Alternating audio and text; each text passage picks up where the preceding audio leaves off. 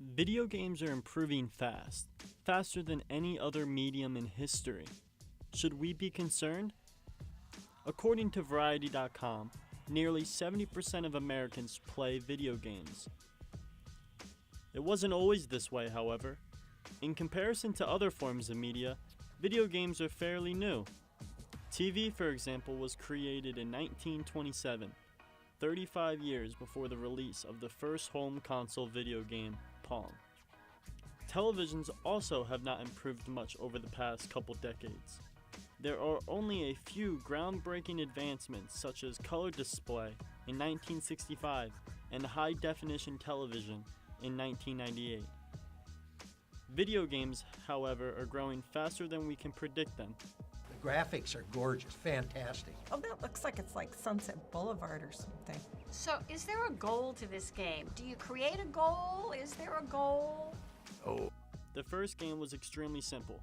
Pong, a game where you controlled a rectangle paddle and hit a ball back and forth with an opponent.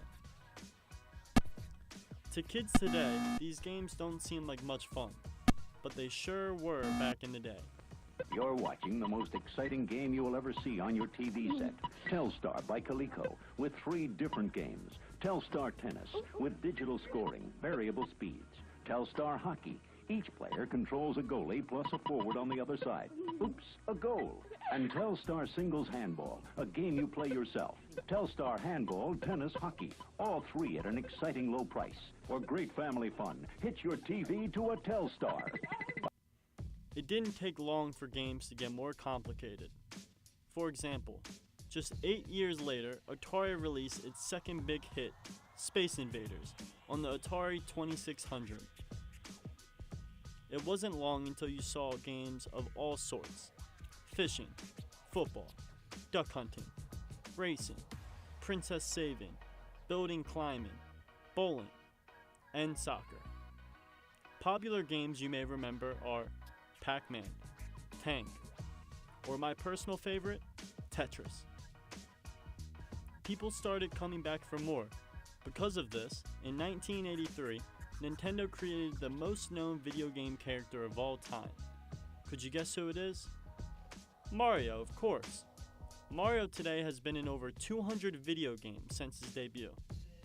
The demand was always high for the newer and better version. Everybody would want the new console and the better game. Unlike the television, people were pretty satisfied. The demand was never really there. Video games were also dependent on technology. As computers upgraded, so did video games. It was not long until computer AI played a big role in games. In 2000, Sims was released, a lifelike based reality game with other characters being controlled with artificial intelligence. With games advancing so quickly, many people are concerned for the future of gaming. Check out this video on Elon Musk on his thoughts of the future of video games. That 40 years ago, we had Pong, like 2 rectangles and a dot. That was what games were. Now, 40 years later, we have photorealistic 3D simulations with millions of people playing simultaneously, and it's getting better every year. And soon we'll have virtual reality, augmented reality. If you assume any rate of improvement at all, then the games will become indistinguishable from reality. They'll be indistinguishable. Maybe one day, kids would rather be immersed in a video game, experiencing their computer-generated world, rather than experiencing our reality. Elon brings up a good point, but he isn't the first to tell us about this. Canadian professor, philosopher, and public intellectual Marshall McLuhan warned us about this. It doesn't much matter what you say on the telephone.